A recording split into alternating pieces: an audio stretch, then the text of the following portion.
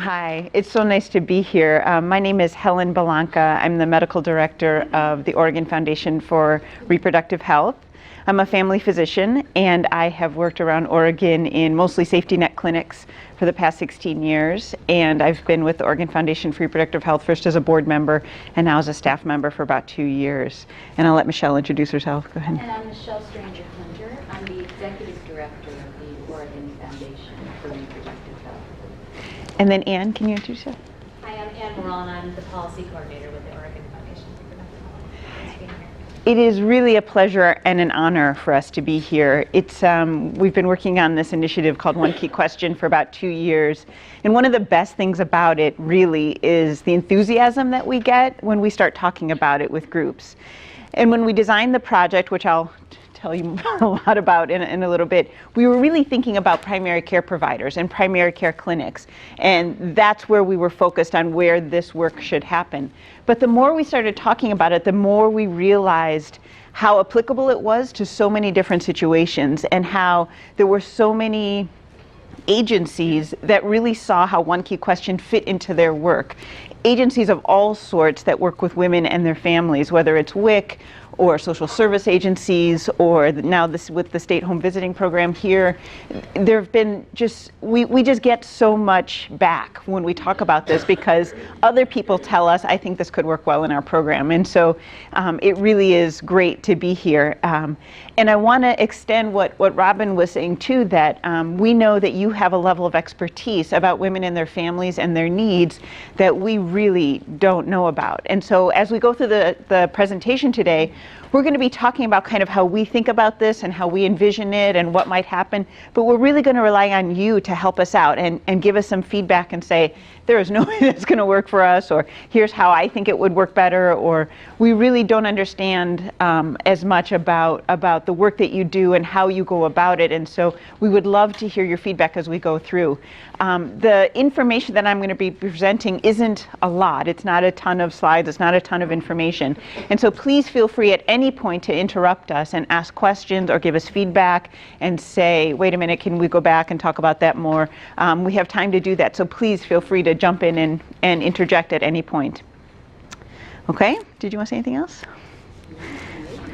Okay, so let's jump right in. What we're going to be talking about today is preconception care, interconception intervals, and contraception, and how we work with families around those issues. And so the first thing we thought we would do is a quick role play that we wanted to give you guys a chance to sort of start talking through this issue as if you were talking to a client. And then talk about the experience and kind of what works about it and what doesn't work. So the scenario that I've come up with is that you have a mom who's 28 years old. She already has 2 children. She has a 2-year-old girl and a 3-month-old boy. She's single. She's got a new boyfriend. And she wants to have another child with him as soon as she can to secure the relationship. The other person in the role play is going to be a home visitor who's coming to check on the health of the 3-month-old. And the visitor's goal is to encourage healthy interbirth intervals, whatever that means to you at your current state of understanding of that. So what we're going to do is have you pair up with a partner. I would really encourage you to pair up with somebody that you don't know. That would be really ideal. And we're going to get a chance to switch and do this again later. And so one of you decide to be the home visitor and one of you can decide to be the client. And we'll give you maybe 5 minutes to just talk through this. You don't need to talk at all about the 3-month-old. That is the reason why you came to her house, is to check on the health of the 3-month-old. But you can assume that conversation has already happened. And now you're going to be addressing this concern about interbirth intervals. She has mentioned to you during the course of the visit that she wants to get pregnant again as soon as she can. And so this role play specifically is just going to focus on that conversation about healthy interbirth intervals and what you would say to her if she had a 3-month-old child and tells you that she really wants to get pregnant again as soon as possible. Is that clear? Does anyone have any questions about the roles or the scenarios? Okay, can you pair up and find a partner? Decide who is the client and who is the home visitor.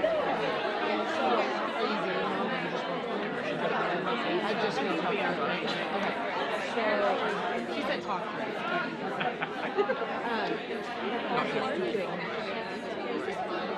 So we've already go through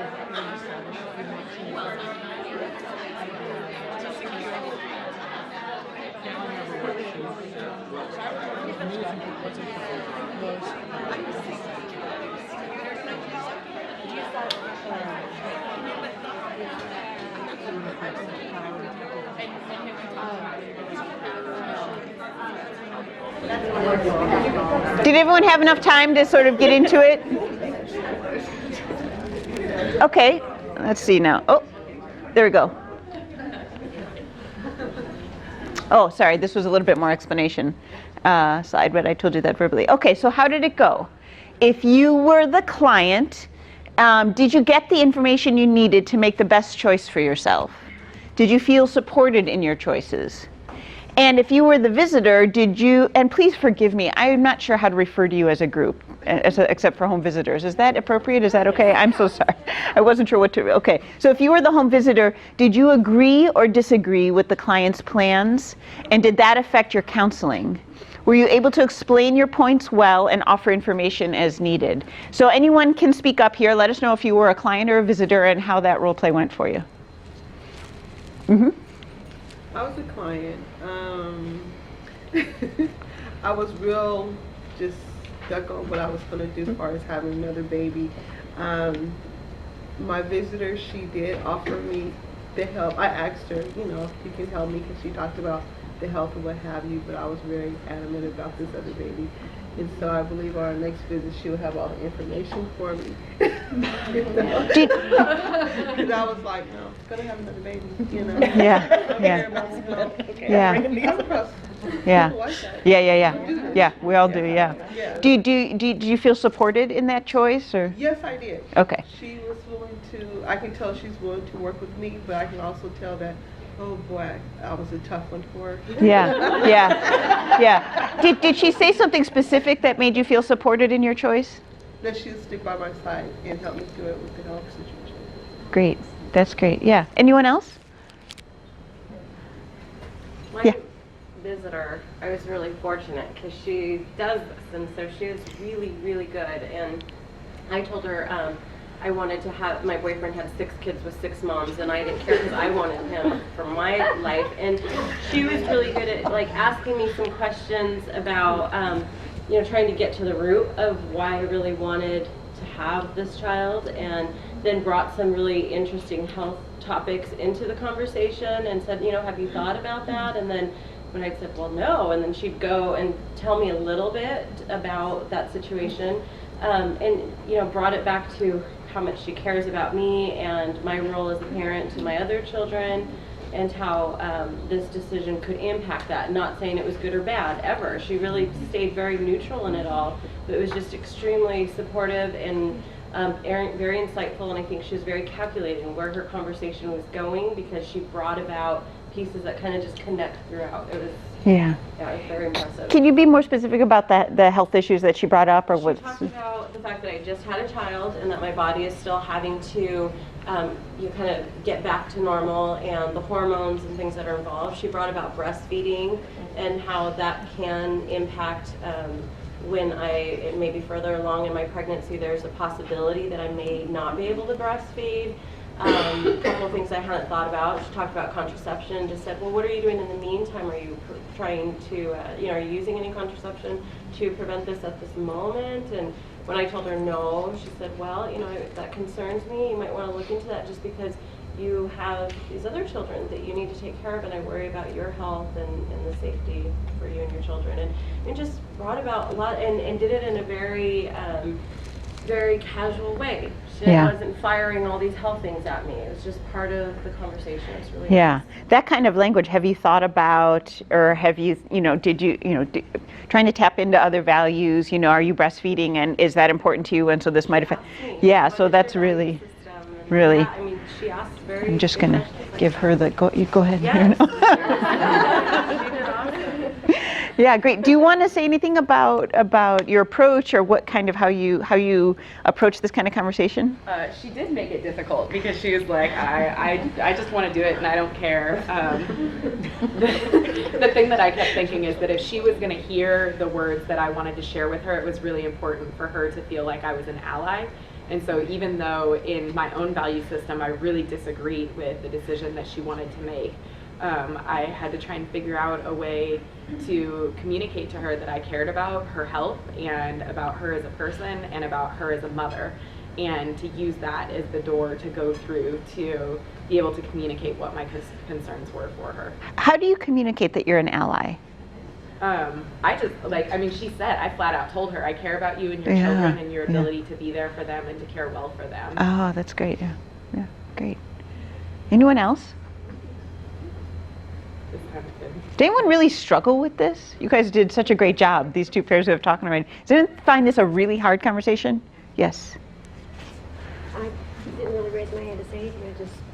I did struggle with it because Were you the client or the visitor? I was the visitor, Uh-huh. and she was really, she was throwing things out at me about how she had other kids, and she wasn't going to tell this dad that she was pregnant, going to getting pregnant. She didn't tell the other guys. She is doing it so he'll stay around, and I was about to ask her. How did that work out with the other two guys? Yeah. Yeah. Did everyone hear that? Yeah. She was. She said she was the visitor, and the client was saying that she was hoping to have another baby to get this guy to stick around, and she asked her how did that work out with the other two dads. She was about to ask her, yeah, but you didn't. No, not yet, because we ended. But it's a really, and so what I'm feeling is that this is a big. I have to look at myself because this is really a big, important issue for me. Is empowering women reproductively. Yeah. To make a pregnant or a reproductive plan, and to feel empowered to do that. That it's not just some magical thing that happens to us. Right. That we have no power in. Yeah. She's saying that it's very important to her to help the clients that she serves make a reproductive plan, but she's struggling with knowing how to do that. Is that right? Is that because you feel like kind of that issue of sort of how you're feeling about what you're hearing is getting in the way of what you're saying? And just my own, I just have to clarify my own where I'm coming from. Yeah. And work on it. Yeah. Yeah. Because I'm really, interested in the area, and it bothers me that women aren't empowered. Right. And so I'm really excited about Right. your topic. So Good. that it really hits on something in you that. It pushes my what- buttons. It pushes your buttons. Yeah. And yes, so when our buttons get pushed, the first step is knowing that our buttons just got pushed, right? And what's that about?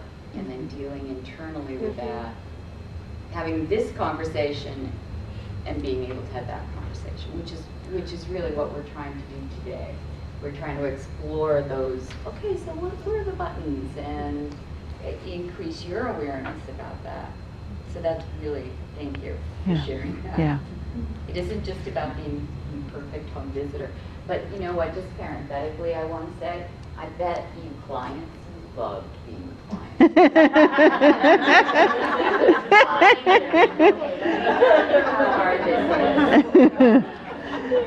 I know. Yes. Go ahead. Been there. I think one of the hardest parts, like even when we were talking, was because she was saying, especially in her position, that as being the visitor, even if you disagree with the choice, okay, if they're going to do it anyway, then you go on to what you can do to help them be healthy doing it. For me, that was one of the hardest parts because being able to accept that that's not the best choice and be able to help them keep making that choice. That was kind of hard because you're torn there. Oh no.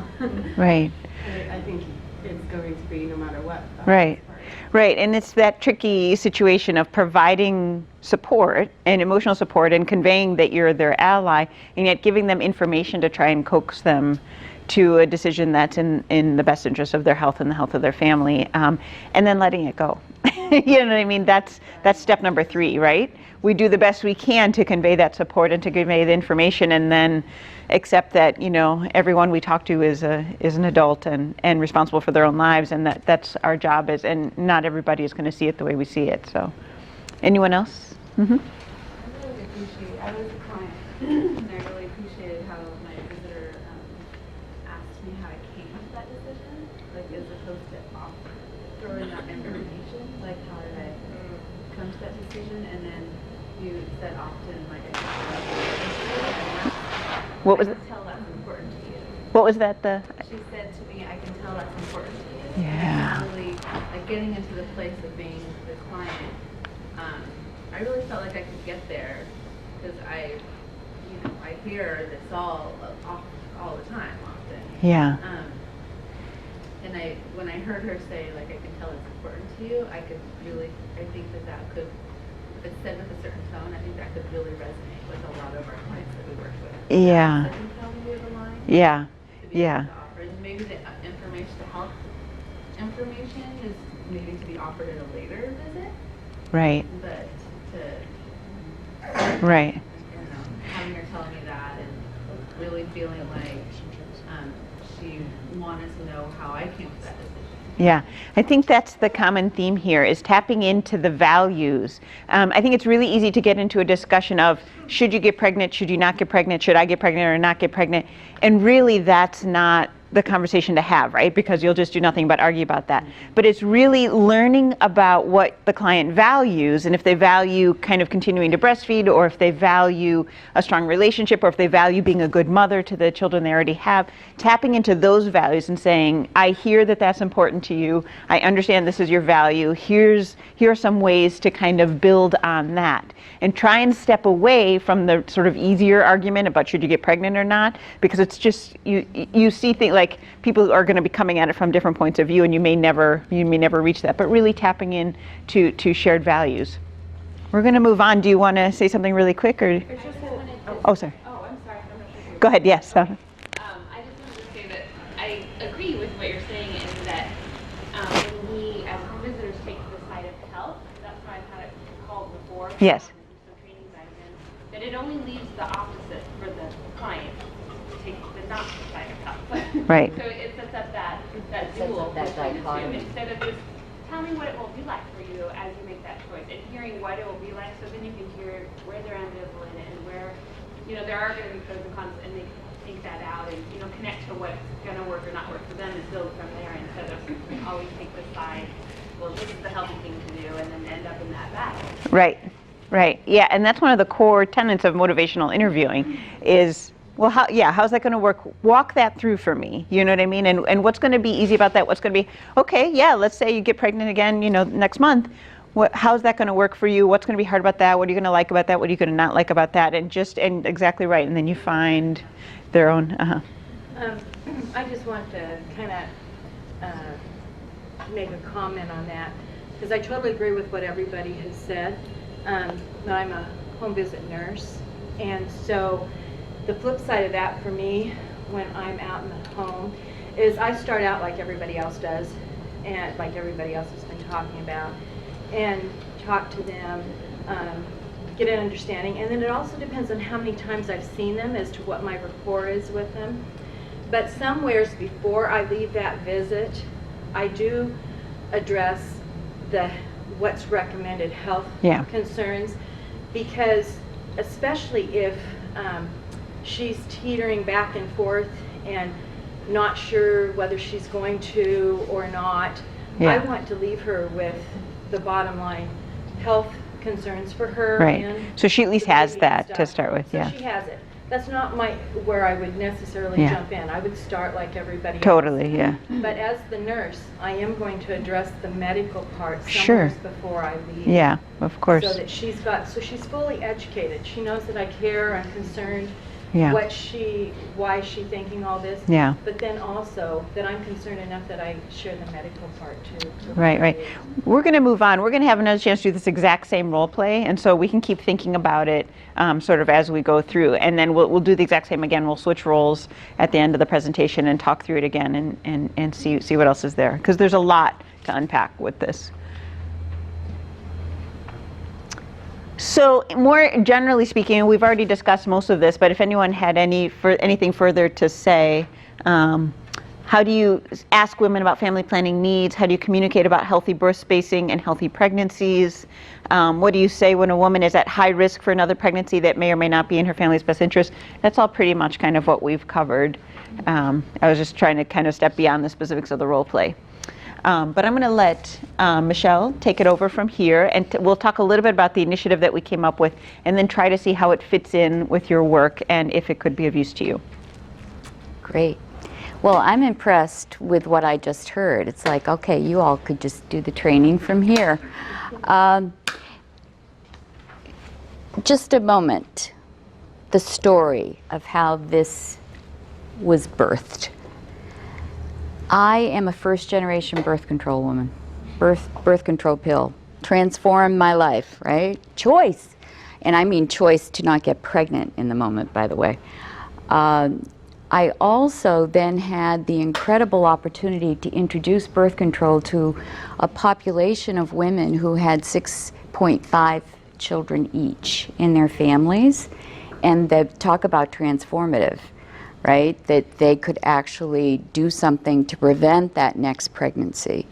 So, okay, 42 years, so at a formative age, I own this issue, you know, on a cellular level, that women's ability to choose if or when to become a parent is absolutely fundamental.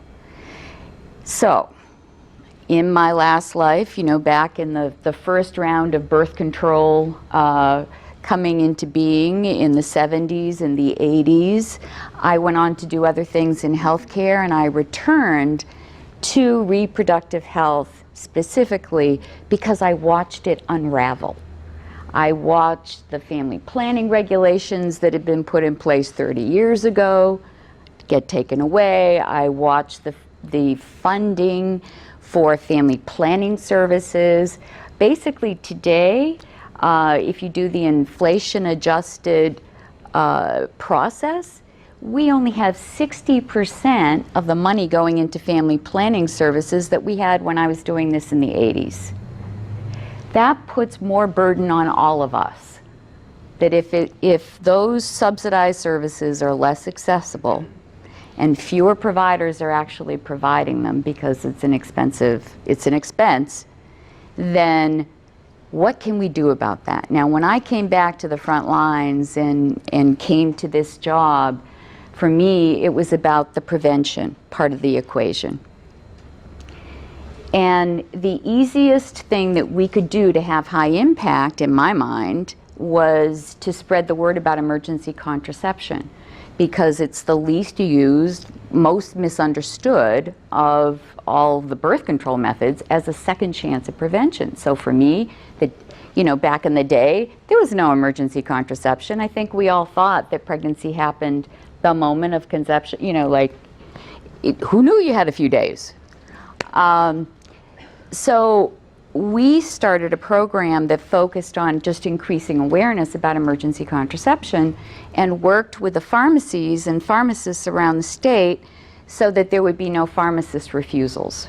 We got the Board of Pharmacy and the policy so that pharmacists couldn't refuse, and then we worked to educate pharmacists. Well, the second part of that project was to go to primary care clinicians and say, when you talk with women about birth control, will you please also mention emergency contraception? What I didn't expect was the answers I got, because the answers were, I don't talk to women about birth control. What? No. What? No.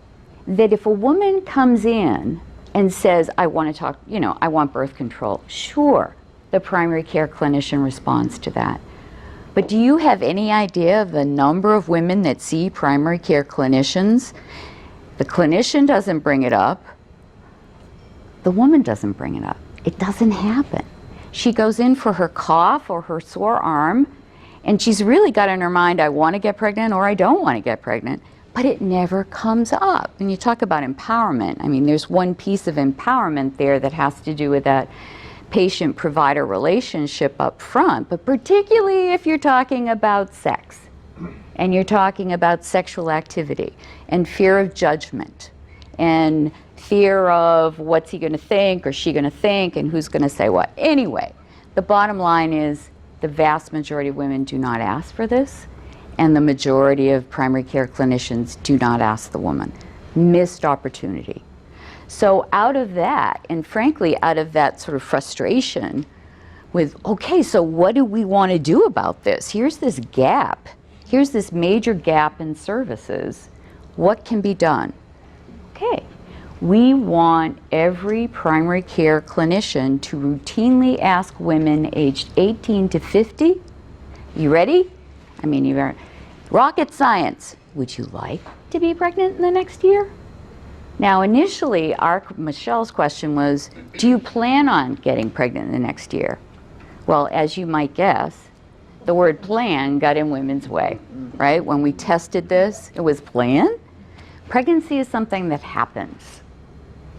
And in fact, the first reaction I got back from providers was, this isn't going to work because women don't want to plan. They don't plan. Pregnancy is something that happens to them.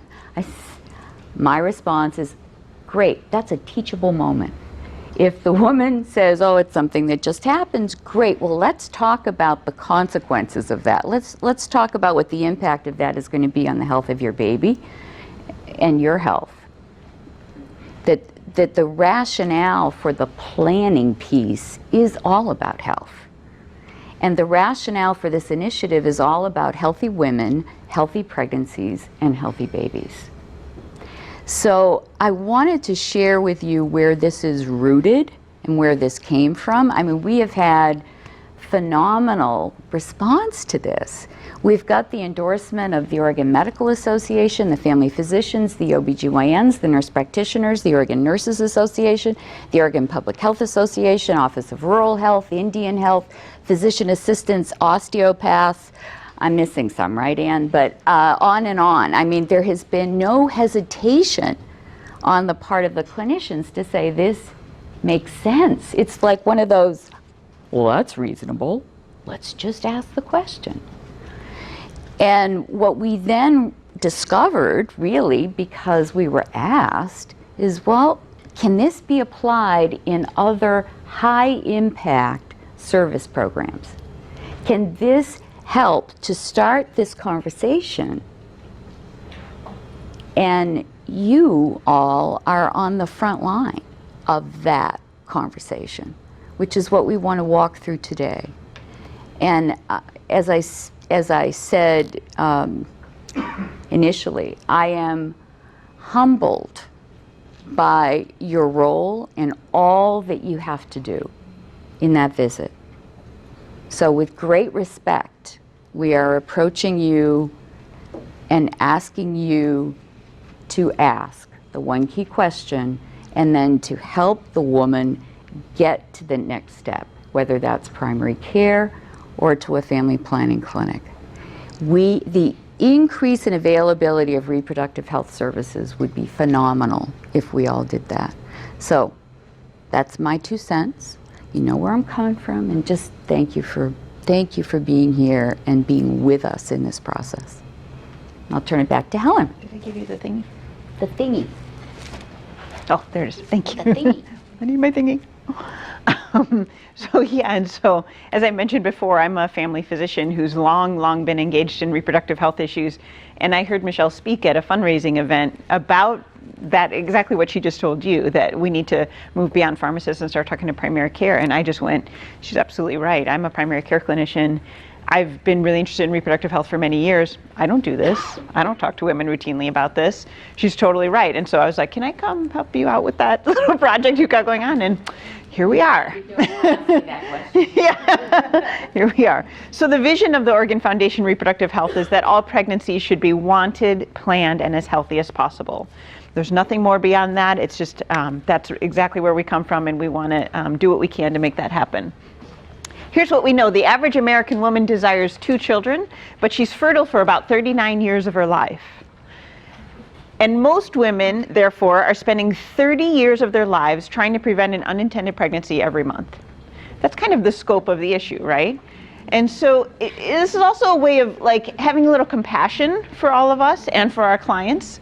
This is a really big deal. This is a constant effort over 30 years to try and time pregnancies or have them at all in a way that works for you and your life. It's a really big deal. This is one of the biggest selling points we have with policymakers when we talk about why this is such an important issue, just to put it in perspective about what women deal with.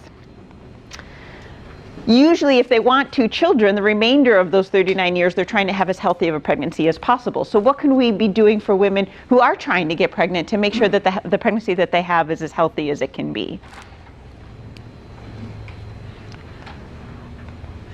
So here's a little quiz.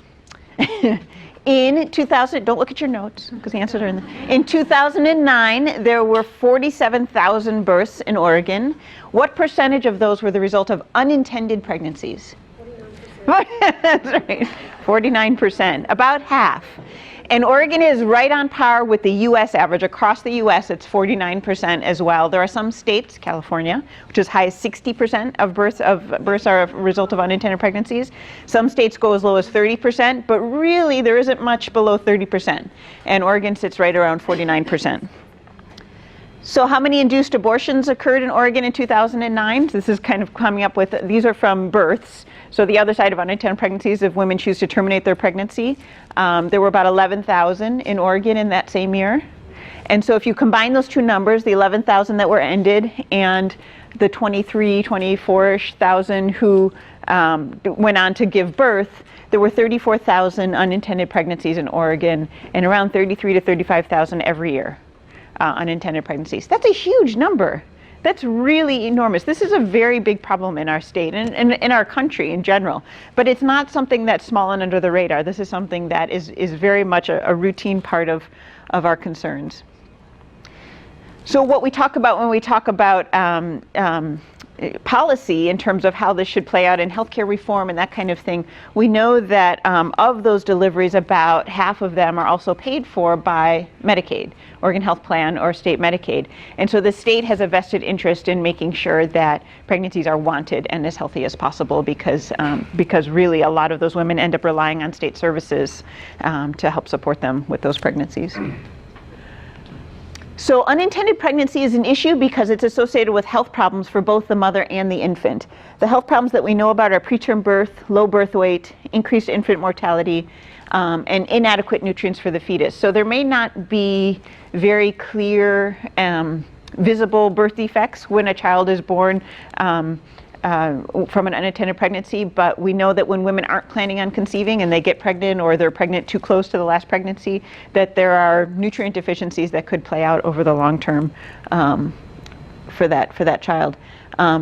Unintended pregnancy are also associated with negative parenting styles, higher risk of child abuse, and a higher risk of placement in child protective services.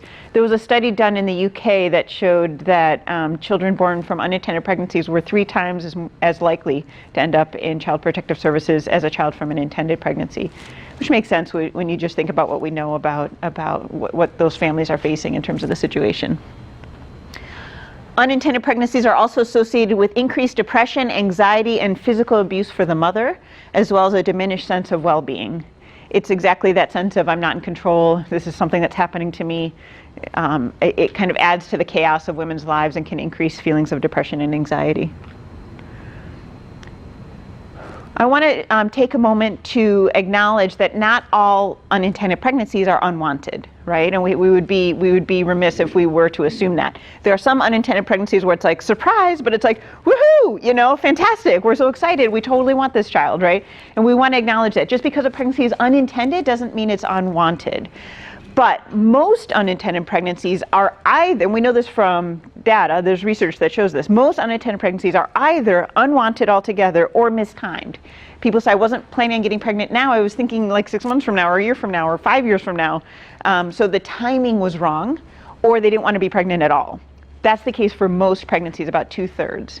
And then there's another group where the pregnancies are wanted, but those, when they're unintended, the issue there is that that's a missed opportunity for preparing for that pregnancy. So even if it's a surprise and a very happy surprise and, you know, the family is totally willing and loving, the point is if the pregnancy was unintended, who knows what was happening in that first window of time between conception and when she realizes she's pregnant that could adversely affect the infant. We know that things like folic acid are only effective at preventing major birth defects if you start taking it before you conceive, because the window of time where folic acid works to prevent defects of the brain and spinal cord is before you can possibly know that you're pregnant. It's in that first week of time between when you have sex and when you can learn that you're pregnant that's the critical point of development that folic acid works. And then same thing with alcohol. If you're exposed to alcohol, tobacco, street drugs, medications, lots and lots of medications out there that can impact the health of a fetus.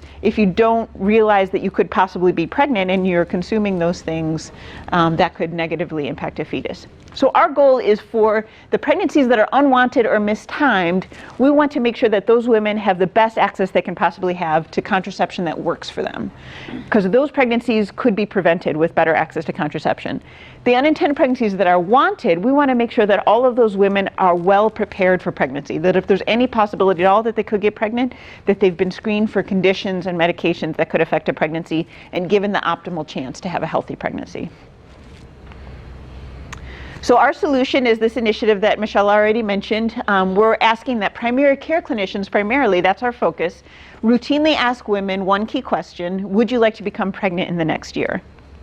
If she answers yes to that question, she would be given preconception care, which consists of screening her for conditions that could affect a pregnancy, reviewing her medications, both prescription and over-the-counter, to make sure she's not taking something that could harm a fetus, and then counseling her on nutrition, exercise, substance use, and making sure she's taking folic acid daily. That's one of our key messages, is that if there's any possibility for a pregnancy, taking folic acid every single day before you conceive is the best way to prevent neural tube defects. Is everyone clear on that point, the neural tube defects? That's routine, I would think, for this group.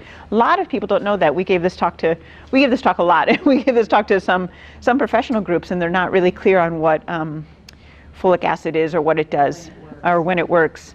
Yeah, but defects of the brain and spinal cord, so anencephaly, where part of the brain is missing, spina bifida, where the spinal cord is open, which can cause paralysis, trouble with bowel and bladder, and meningomyelocele. Those are major defects in the brain and spinal cord. Those are all related to deficiencies in folic acid level in the mother at the time she conceives.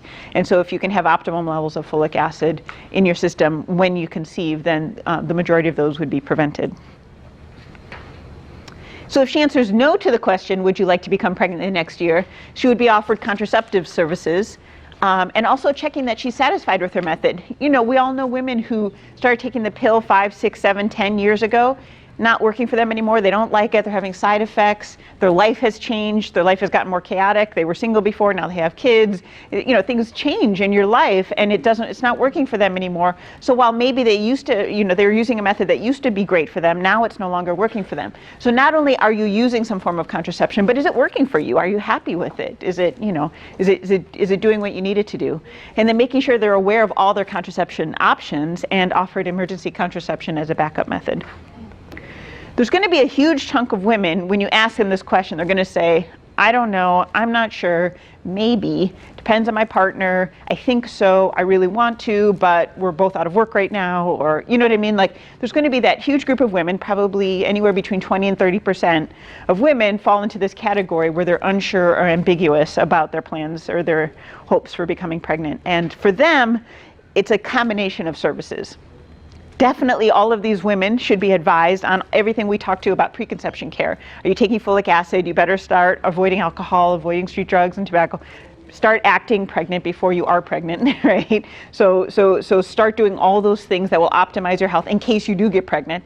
But then what can we do for you to make sure that you're using contraception until you're sure that the timing is right? So it's kind of both, preconception, counseling, and even if it's a temporary method of contraception, what can we do for you now to make sure that when you do get pregnant, it actually is, a good timing for you as well.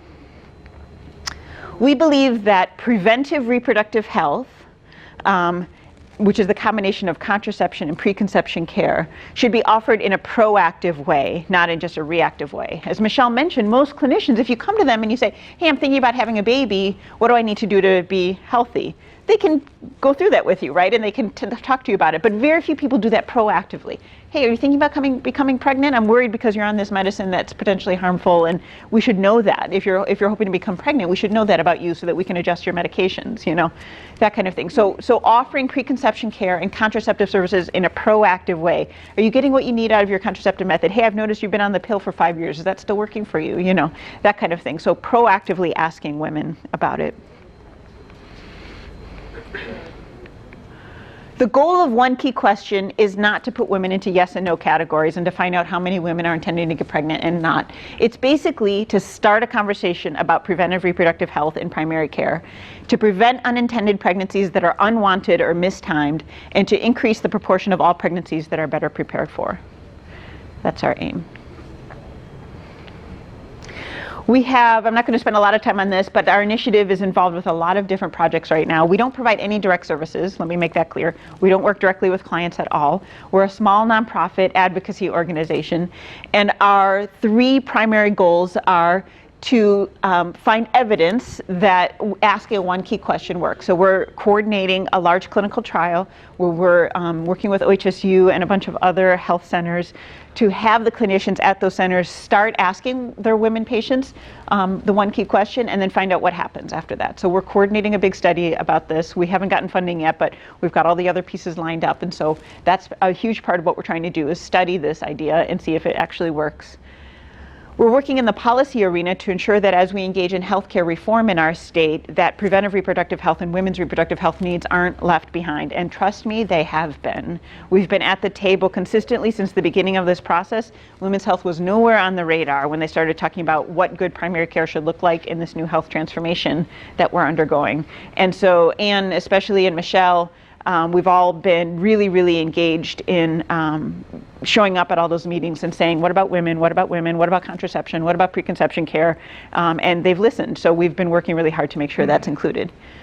And then practice. We know that if we ask clinicians to start doing it, they're like, but I don't offer contraception in my clinic, or I don't know how to put in IUDs, or where would I send somebody if they needed preconception counseling? They're going to have all these questions and need resources. And so we're going to be working with clinical settings to do technical assistance with them, help them find the resources they need, and make sure that every clinic that wants to start doing this has the resources they need to get women contraception and preconception services. So that's the 3 arms of what we're doing. As Michelle mentioned, we have a very long list of organizations in Oregon who have endorsed our work. The Oregon, starting with all the primary care providers, we've talked to all of them and they all think this is a really great idea. Oregon Medical Association, the Academy of Family Physicians, the Oregon section of ACOG, the Physician Assistants, the Primary Care Association, Rural Health, Nurse Practitioners, Oregon Nurses Association, the Osteopaths, Oregon Public Health Association and Oregon Public Health Institute, the Indian Health Board. This is a local group of docs, the Medical Society of Metropolitan Portland, the midwives, the pharmacists, Boys and Girls Aid. Are you familiar with Boys and Girls Aid? It's a social service organization that helps support foster children and children that are in need. They gave us a very strong endorsement for our work because they say that social service agencies are the ones that, as you do, see directly the impact of unintended pregnancies and pregnancies that the family just can't accommodate. So that was a really great one. And then the Multnomah County Commissioners. So we've been working hard to talk about this with a lot of groups and get support. So before I go any further, I wanted to pause and see if you have any questions or comments or ideas about what we're talking about. Mm-hmm. I have a question. I didn't hear you mention anything about teens. Does this? Oh, thank you. She asked about teenagers. She didn't hear us mention anything about teenagers. And this always comes up. Teenagers and men are the 2 things that always come up when we talk about it. And I should put a routine slide in here to talk about it because it is a really important issue. Oh, trust me, we are right. We are very concerned about teenage pregnancy. But in terms of an initiative that we're trying to put forth and saying this needs to be standard practice out there in primary care, we really needed to start the focus on adult women. Because if we can't do this for adult women, how are we going to make it happen for teens, right? With teens, you have so many other issues that come up in terms of parental consent and whether or not it's legal and what they should be offered and what they can't be offered. It's not that we don't think it's important, but we figured let's work this out and see if we can get all the details and logistics of how this would happen for adult women. And then what do we need to do to modify it so that it works for teens and men? because that's the whole picture of reproductive health, right? If we pull in teens and men, that's the whole picture. But we're talking about policy, we're talking about trying to make this standard, we're talking about asking everybody to across the board do this. And as soon as we say teens, people go, ooh, you know what I mean? And I think that teen pregnancy, there are a lot of initiatives that address that in the sense of there are ways that you have to approach teens that is different than adults. It's just a different set of issues. And so we decided to start here first, but we hope that it'll eventually expand to that. Yeah. Right, and I think the other thing is just the data. The data says that the teen pregnancies are going down, but it's the pregnancies of the 20-somethings that are, particularly the unintended pregnancies among 20-somethings, is what is really alarming people.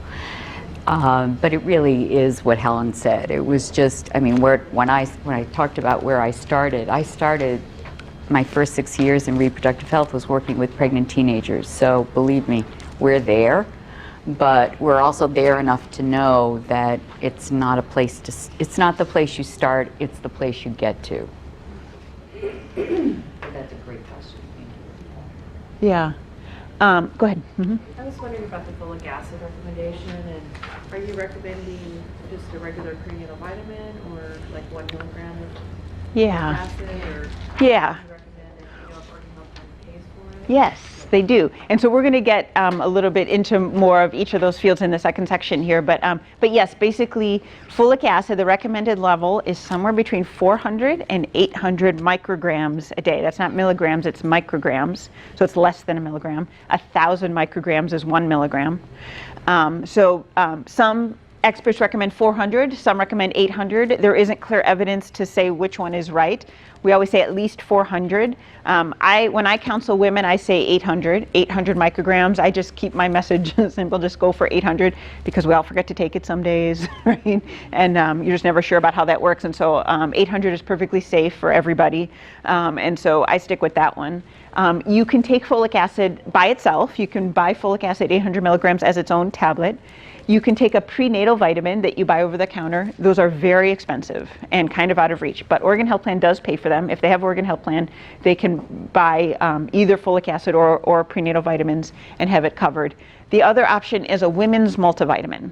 If you just look at like Centrum for Women or just vitamins that are marketed for women, almost all of them will have 800 milligrams of folic acid in them, and they're cheaper than prenatal vitamins. They basically have the same thing. It's kind of a marketing issue whether they call them women's vitamins or prenatal vitamins. So there's nothing magic about prenatal vitamins specific to pregnancy, usually women's multivitamin is cheaper.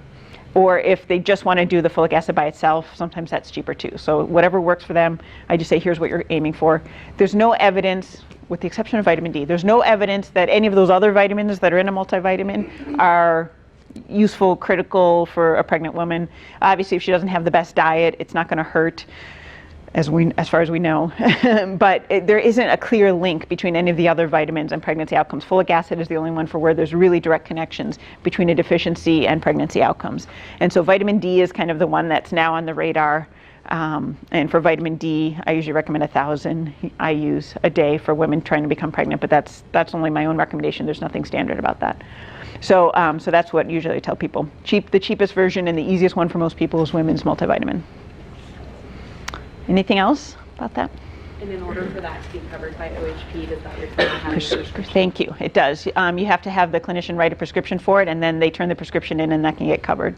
Yeah. Same thing with emergency contraception. You know that emergency contraception is available over the counter for women who are 17 and over. So you can just go up to a pharmacist and say, I want emergency contraception, and as long as you're 17 or older, they'll just sell it to you, and you just pay for it and leave.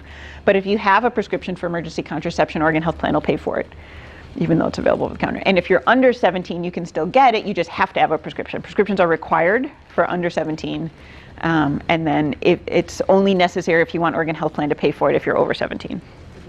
And that will be, those two things are actually have now made their way through the Affordable Care Act as part of the services or the medications that should be covered with no copay, which is a grand thing. The folic acid was the only thing that was called out on the preconception side of this to be part of those no-cost services. Yeah. Which should make it that much more easy in terms of the delivery through the Oregon Health Plan. Right. Thank you for saying that too. Yeah, we started with Do You Plan, and we started asking it, and we got a lot of feedback. The one piece about the plan that Michelle already mentioned is that sense from a lot of women that it isn't something that you can plan or should plan. It's just something that just happens. A lot of people gave us that feedback. And, you know, honestly, planning a pregnancy is kind of an issue of privilege, in the sense that you have to be pretty high resource and pretty connected to have the idea that you have control over your life, that you can plan when and whether you have a child, and that you are absolutely in control of when that happens. That's privilege, right? That's for people that are high resource. And so most women in our community, a lot of women in our community, don't have that privilege. And we need to acknowledge that for some women, they don't have that kind of control over their lives, and that we need to recognize that. And so we switched it to would you like. Even do you want, we tested do you want to become pregnant. And the other issue on the other side of things is there are a lot of women that are struggling with infertility. And so saying do you want to become pregnant the next year stirs up a lot of tough emotions for them. Yes, and I can't, you know, and trying to be sensitive to that and trying to recognize that the way we ask this and the way we talk about it, usually we're trying to think about sort of the opposite problem. People are getting pregnant when they're not wanting to, but there is, you know, a chunk of women who pregnancy is a very much desired thing and they're really struggling with it. So we're trying to address like this idea of how would you feel if you were to get pregnant right now? Would you like that or would you not like that? You know, is that a good thing for your life right now and not a good thing? And so we kind of settled sort of in the middle of would you like to become pregnant? And that way women, if they're struggling with infertility, or even women who are not having sex with men, women who have sex with women, or women who are single and trying to have a pregnancy on their own, would you like to become pregnant? Just seems to get at the right feeling that we're going for without alienating people. I wanted to comment too, when you said about teens, the other group, the highest rates of unintended pregnancy are in teenagers, and then number one, and then what's the second highest rate of unintended pregnancies? In what age group? What age group of women? Say again? Menopause, 40 to 50. 40, 50. We go to 50, 18 to 50. When you see reproductive health things, a lot of times they go to 45. Or even 40, or sometimes even 35. We go to 50 because it's women in those later years of their reproductive lives between 40 and 50 are like, oh, I can't get pregnant, my periods are all, I'm halfway in menopause. Those women have a lot of unintended pregnancies. It's a very high rate of unintended pregnancies for that group. So we say 50, 18 to 50, until you are not menopausal until you have had no bleeding for 1 year. 1 year. So having wacky, irregular bleeding in your 40s does not mean you're menopausal. You can still get pregnant when that's going on. So we say 50 is kind of our limit. So that's the other piece to think about.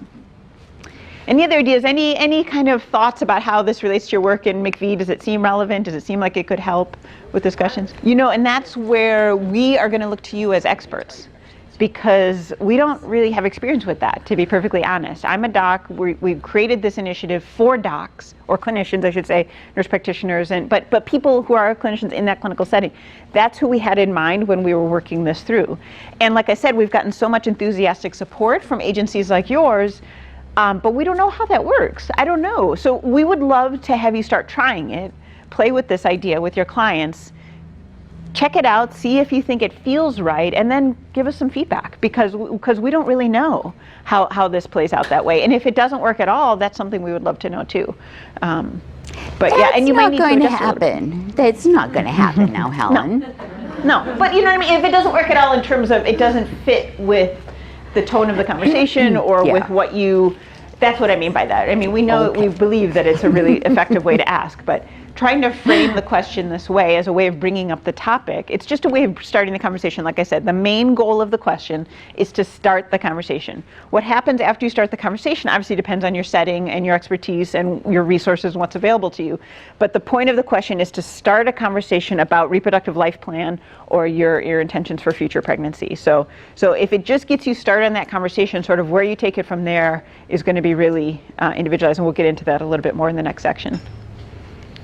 Any other? Yes. I know in our county we have very limited resources as far as where we can go, and one of the hospitals there in our, the only hospital in our town has a very strong Catholic background, and so I didn't realize how difficult it was for women to do some preventative things until I was trying to get my tubes tied.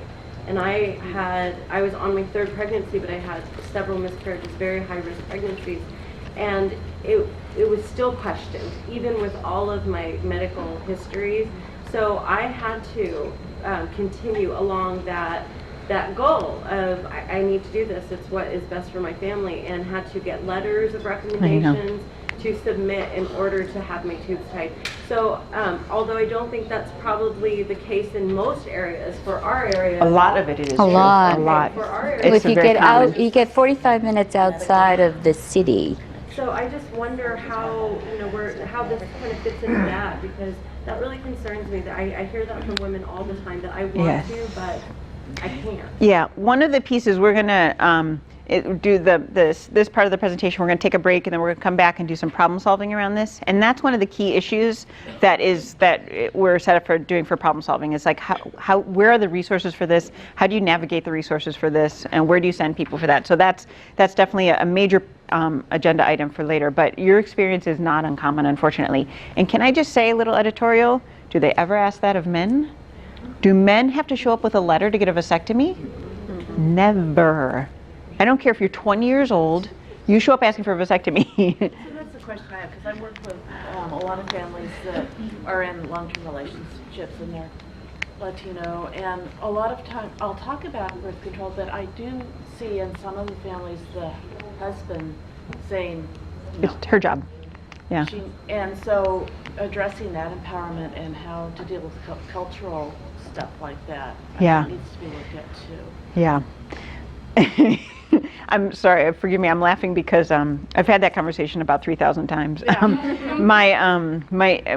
I mostly worked for 8 years was at La Clínica del Cariño in Hood River, out in the Columbia River Gorge, and overwhelmingly our patient population when I was there was Latino. And of course my interest is reproductive health, and so I've had that conversation so many times, and so I'm laughing in recognition of what a challenging that. But yeah, I mean, talking about, again, it's tapping into values. It's the exact same thing as when we talk to women about tapping into their values about how great a father they are and how great a provider they are for their family. And this is something you can do for your family, right? Look at what your wife has been through. She's had however many pregnancies, however many births, however difficult, however much breastfeeding she's done, that she's contributed so much. And part of your job is to contribute equally, or I'm not going to say that. Part of your job is to contribute as well to this part of your family life. And this is something that you can do. I'll tell you though that I know from experience that most Hispanic men, there's a tremendous amount of myths in Hispanic culture about what vasectomy does and what is the result when it happens. And so part of that is, even if they're completely against it, well, I just want to kind of go through what it would be like and dispelling some of those common myths, which we don't really have time to go in detail today, but there's a lot out there where you can tell them, this is what happens, this is what results. I know there are people out there who say this and it's just not true, and kind of walking through it. And for some people that really, but tapping into their pride at being a good family provider and being an important part of the equation in their family sometimes makes a difference. And the other suggestion I was given by Salud, actually, was talk to the man, or talk through the woman to the man, about how this would affect the health of the baby. That there isn't as much concern about the woman's health and what that's going to do, or what that would do to the family, that you don't prevent pregnancy. But if you talk about, yes, but this is really going to affect that son. It's really going to affect that next child if there isn't more time for the woman to recover from this last pregnancy. Anyway, I just noted cultural differences, and I wrote myths and pride, just in terms of here's the misinformation and here are some specific, let's say, tactics of where to focus that. We recognize very much that cultural differences need to affect the asking of one key question, and how you approach it and how you respond needs to be different in certain cultures. Yeah, and that's part of, too, what we can talk about in the second part of the presentation about resources and how you connect people when they want a form of contraception and how to get that set up. Is there a cheat sheet for those myths specifically, where you can often go online and find, here's the myths that are out there, but no, this is what really. I don't know. I can look for one. Tell us down to the can Yeah. maybe give them.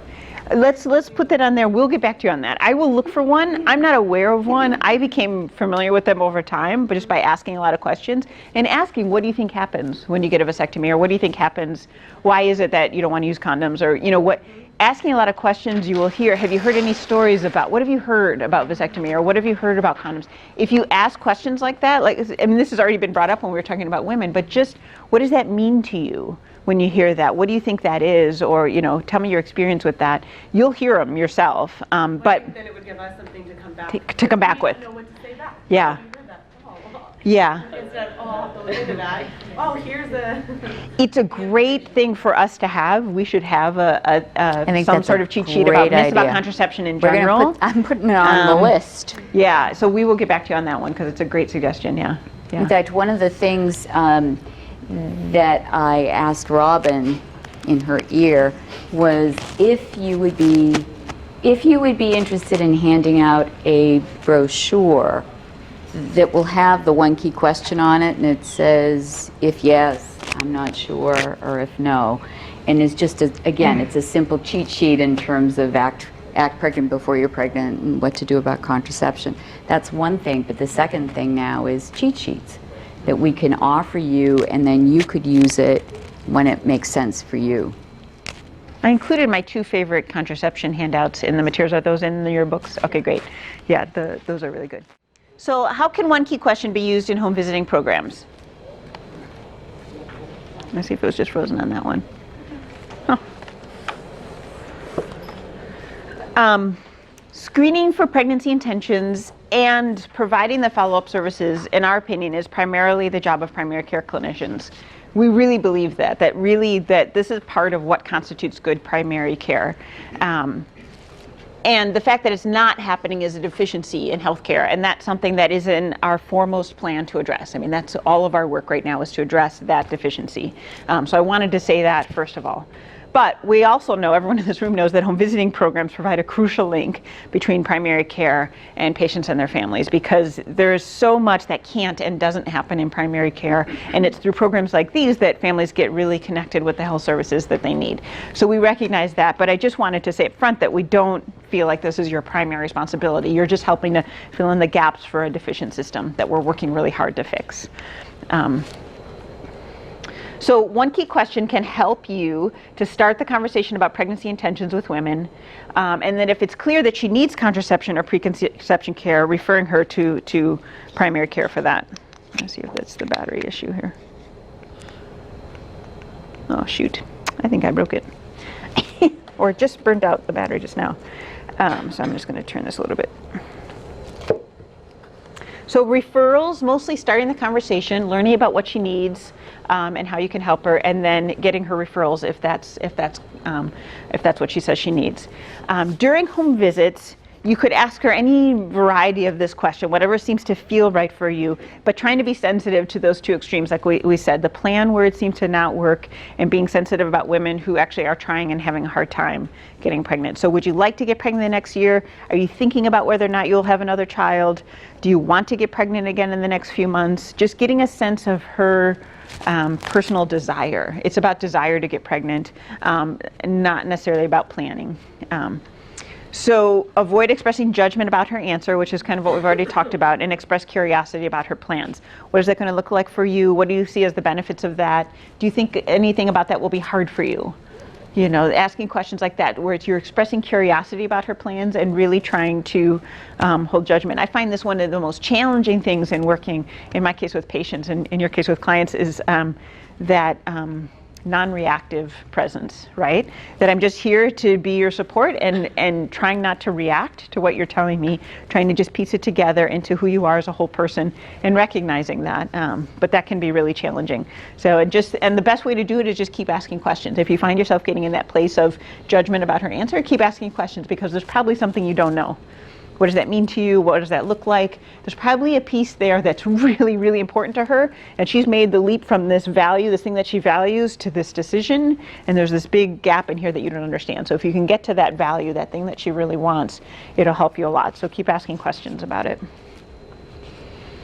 So In terms of preconception care, when I was thinking through this about what are the things that you can, if a woman answers yes to the question, would you like to get pregnant, what are the things that make sense for home visiting staff to then offer?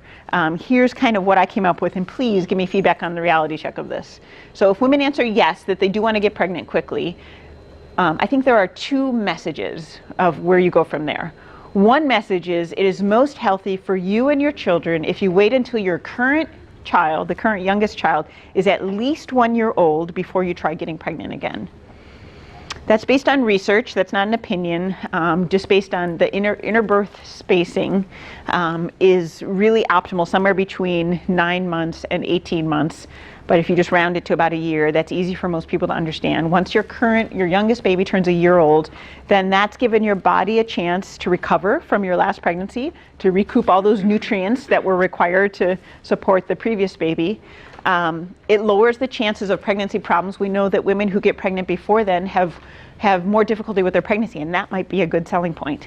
You're more likely to have preterm labor, you're more likely to have a very difficult pregnancy, you're more likely to have a child, when the fetus is developing, to have them be very stressed out, which can make labor very complicated. So if you want to optimize the health of you and your next child, then waiting for that year.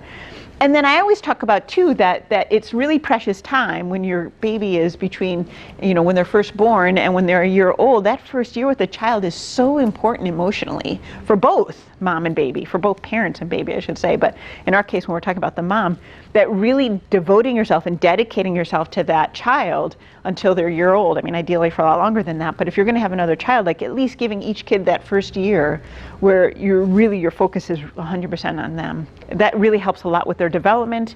I talk about things like the messages that seem to resonate with parents are attention span in kids, like getting children to work with you in behavior problems. When kids are like all over the map and they won't listen to me and they're, just really hard to control and that kind of thing. A lot of that is related to how much attention and one-on-one time you give them in that first year of life. And if they really have that connection with you in that first year and you're really 100% there with them and connecting with them, then they're much more responsive to you for their whole childhood, right? And so really taking that time to do that work with that child before you have another one. And then our second message, besides waiting till your current child is 1 year, is act pregnant before you get pregnant. It's a really simple message about preconception care that I think is kind of easy to understand. Most women, if they knew they were pregnant, not all, I should be careful about this, but if they know they're pregnant, they're careful. They're more careful about what they eat. They're careful about avoiding alcohol. They're careful about cigarettes. They're careful about medications. They suddenly become like, oh, I got to take my prenatal vitamins because now I'm pregnant. They just get more attuned. Most women do. Not all, but most women start getting more attuned about their behavior. And the message we want to put out there is, if you're thinking that you want to get pregnant soon, start doing all those behaviors now. Start being careful about what you eat, avoiding all the things that are harmful to you, taking your prenatal vitamins or your folic acid. Do all those things now to prepare for the pregnancy, because that's going to give you the best chance at a healthy pregnancy. Any questions about those two messages? Does that seem to work? Okay. So the next slide is, if you want, I know some of you are far more advanced in terms of having had this conversation before, and if you want to give specific messages about specific things that people can do to have a healthy pregnancy, we're talking about reducing or eliminating alcohol, tobacco, and street drugs, reviewing their prescribed and over-the-counter medications, supplements, and herbs with a clinician. Do not underestimate how much stuff people take that they buy over the counter. It is shocking to me. Like, if you ask them if they're on any medications, and they say no, and you say, well, do you take anything else? Do you take anything over the counter that you buy at the store? Oh yeah, I take this and this, and it's literally 12 or 14 items long of the stuff people take. So asking about stuff that they're buying and taking, the supplement business is a multi-billion-dollar industry in this country, and it's growing. So being really aware of that. Screening them for sexually transmitted infections, diabetes, and hypertension. Those are things that are really important for preconception care. Making sure their immunizations are up to date. Things like rubella, tetanus, flu. Those kinds of things are really important before they get pregnant. Having a healthy diet, daily exercise, plenty of sleep, stress reduction. Stress is showing up more and more as one of the key indicators of risk factors for pregnancy. If a woman is very, very stressed when she conceives and in the early part of her pregnancy, that has long-term health implications for the child of that pregnancy. It's really impressive stuff. So stress reduction is really key.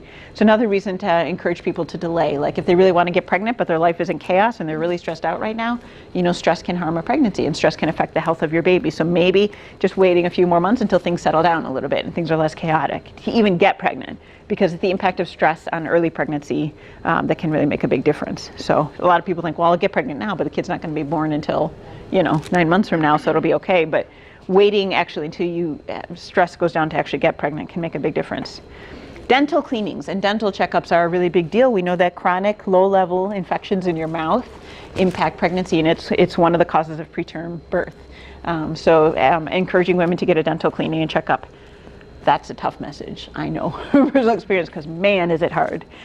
I have to say I'm not sure how much you all are aware of what's going on in Oregon in terms of the transformation of our healthcare system, but it is one of the key components of our healthcare transformation is trying to better link physical, mental, and dental health, as well as long-term care.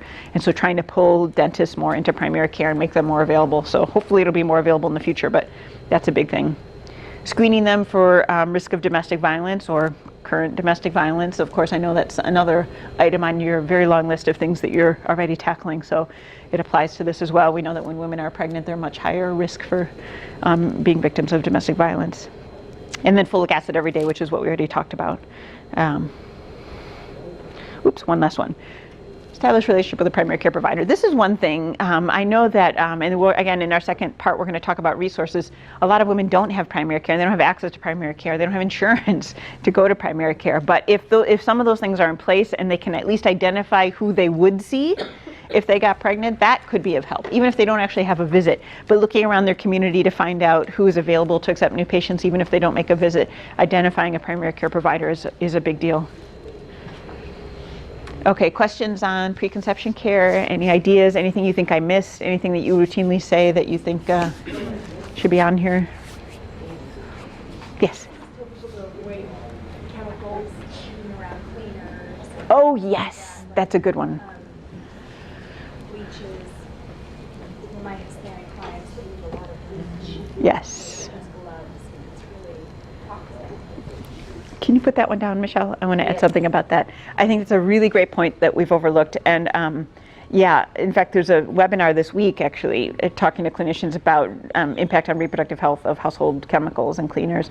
And you're right, it's a huge issue. And so the two best cleaners out there are vinegar and baking soda. You know what I mean? And there's so much that you can accomplish with those two things. And I think we get marketed to like you have to have this and it's not clean unless it's bleached clean. But you're exactly right. The impact of bleach on a pregnancy is, I mean, we don't know, but there's a lot of toxins in cleaners.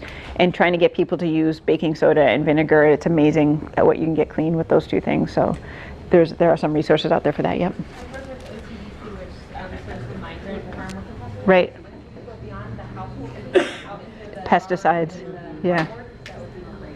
Yeah. We have some of that information. Yeah, we had some really simple messages. We saw that, you know, a lot of kids were getting exposed to pesticides and stuff like that because women usually aren't allowed in the fields for pesticide spraying, but the men do, and the men come home and the first thing they do is they hug their kids and their clothes are absolutely coated with chemicals. And so we had this whole program where we would teach men that when they come home that they have whatever their home clothes kind of nearby the door, and they literally take off everything, maybe even take a shower, immediately change their clothes, and then go in the house, like before you even go in the house.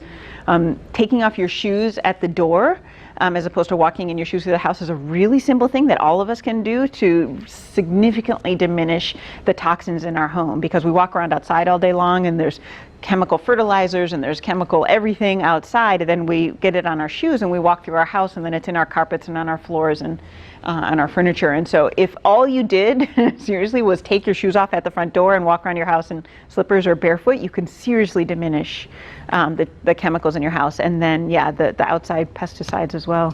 Yeah, those are big ones. Sorry, go ahead. So my question is we're talking about definitely these are issues in pregnancy. Preconception is like bleach, pesticides, and then, you know, I mean, does that go into like the lunch meats, the listeria? No. What about the cat scratch disease and Yeah, any no. of that? When you say act like you're pregnant. Yeah, it's a good point. All of those things. Right. Yeah, the cat scratch is the one that's touchy because those core diseases, the 5 torch diseases that can seriously impact pregnancy, I probably would count that in there. So toxoplasmosis from cleaning kitted litter usually is where it comes from when cats have exposure to toxo. I would say that would count. Listeria, things that are like eating raw foods from raw cheeses and raw meats, that's a direct transmission issue. So you don't need to do that before you're pregnant. I think that's just while you're pregnant. But it's not a bad idea. It's not a bad habit because, I don't think there's no harm in doing it. By the time you find out you're pregnant, if you stop doing that, by the time you find out you're pregnant, I think that's reasonable. If people are really, really committed to raw cheeses, I don't know. It's not a bad idea to say anything that you would do, if you were pregnant. But I can't really say that that's important. The cat scratch, I would definitely say. If you're thinking about getting pregnant, I would just, find a different solution for cat litter for if you have an outdoor cat. Yeah. Yes. I have a question. Back to the cleaning. You said bleach is not good, so the baking, you said baking soda and vinegar. Yeah. Is that something you will mix or separately or how? You use them separately for different things, like baking soda instead of scouring powders, and vinegar instead of liquid cleaners. So for cleaning windows, for cleaning countertops, if you're scrubbing out the sink or the bathtub or something like that, you're just using plain baking soda. Or actually, I found a hand cleaner that's just ground pumice, pumice stones like you would rub on your calluses, but it's ground, so it's a powder. And it's rock, right? Pumice is a type of rock, and it's just ground rock. And it's meant to be a hand cleaner, like if you get, if you have paint or something horrible on your hands and it just rubs it off really well. But I use that to clean everything because it's just pumice, right? So it cleans my sinks and my bathtubs fantastically, and there's no chemicals at all in it. So finding things that are abrasive but don't have chemicals in them, for that kind of cleaning, for dishes, so some people I think do combine them for other things. There's a list. There are lots of organizations out there who do a great job at compiling, like if you're trying to clean your windows, if you're trying to clean out your garbage disposal, if you're trying to clean whatever, here's what you can do that is safe. And maybe we can share that resource with you. I actually have one at home. It's like green cleaners and safe ways to clean things. Yeah, that's right. It is put up by Metro. You're right. Put up by Metro. We can make that available to you guys. Agencies and do presentations for your clients or your staff as well. That would be awesome. That would be awesome, yeah. Because there are a lot of things you can do that you would have no idea that you don't have to buy toxic chemicals to do it, yeah. What's the name of that pumice? You know what, I don't even remember. It's just called like pumice hand cleaner or something like that. It was at an art store, and it's just ground pumice. I don't even actually know what the name is. It just says pumice hand cleaner. I don't even know if it has a brand. Yeah. Yeah. So the discussion when they say, I want to get pregnant in the next year, but do they want to get pregnant right away? Do you talk about contraceptive with them in the meantime? Right. Ready? Exactly right. And don't rule out, public health has family planning clinics out there available if they can't get into the primary care clinic. Exactly right. Exactly right. Exactly right. That there are a lot of family planning clinics out there sponsored by county health departments or Planned Parenthood, or there's a lot of family planning clinics out there that do that. So the next piece is the contraception piece. So what do I do if she answers no to the question, would you like to get pregnant the next year, or encouraging her to delay it?